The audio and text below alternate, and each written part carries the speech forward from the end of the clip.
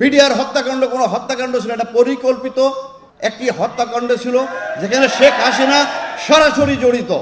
দ্রুত আমি ধানমন্ডি ক্যাম্পে চলে আসি, ধানমন্ডি ফিজিক্যাল ট্রেনিং ক্যাম্পে। সেখান থেকে আমি 7টা AK-47 ড্র করি, প্রায় 2000 রাউন্ড নিই, আমার সাথে আরও 7 জনকে সঙ্গে নিয়ে নিই। আমি 10টার ভিতরে পৌঁছে যাই 4 নম্বর গেটের কাছে, এখানে জাপান ফ্রেন্ডশিপ ঠিক হসপিটালের উল্টা দিকে আমি যে ওখানে অবস্থান নিই। তখনও গেটে কিন্তু 2 থেকে 3 জন সৈনিক পাহারা দিচ্ছিল, 1টা-2টা গুলি আসছিল। এর ভিতরে আমি এডিজি কর্নেল রেজানুরকে জানালাম, ডিজি হাসান মাহমুদকে জানালাম। আপনি জানেন এই হাসান মাহমুদ পরবর্তী যে পুলিশের সে IGP হয় এবং স্পেনের রাষ্ট্রদূত হয়, এবং কর্নেল রেজাকে কিন্তু তারা পরে আপনার মেজর জেনারেল বানায়। MS ছিল, সে GOC ছিল। যে এরা কী করলো, আমাকে ফোন করে একটার পর একটা ফোন শুরু করলো যে জামান তুমি ভিতরে ঢুকবে না। তা আমি জিজ্ঞাসা করলাম, স্যার আমরা এখানে অফিসারদের তো মেরে ফেলতেছে, আমাদের কাছে আসতে গুলি শুরু হয়েছে।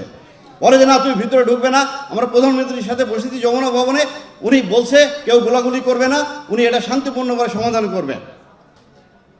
বিডিআর হত্যাকাণ্ড কোনো হত্যাকাণ্ড ছিল, এটা পরিকল্পিত একটি হত্যাকাণ্ড ছিল যেখানে শেখ হাসিনা সরাসরি জড়িত।